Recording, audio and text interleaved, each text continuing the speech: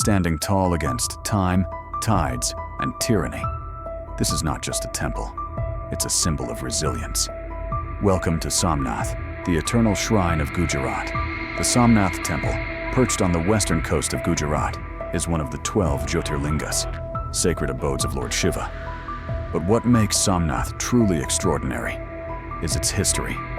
Destroyed and rebuilt not once, not twice, but 17 times. Somnath is the phoenix of Indian temples, reborn from the ashes every single time it was desecrated. From the Arab invader, Junaid, in 725 AD, to Mahmud of Ghazni's infamous plunder in 1025, to repeated attacks by the Delhi Sultanate and Mughals, Somnath was reduced to ruins, again and again. Mahmud of Ghazni looted Somnath for its legendary wealth. It's said he carried away 20 million dinars worth of treasure. But what he couldn't take was the spirit of the devotees.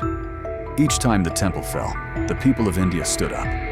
Kings, saints, and common folk came together to rebuild what invaders tried to erase. The present structure was commissioned by Sardar Vallabhbhai Patel in 1951, post-independence.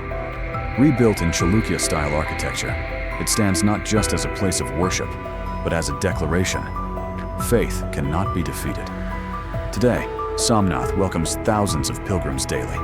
It's more than stone and sand. It's a living legacy of courage, culture, and continuity.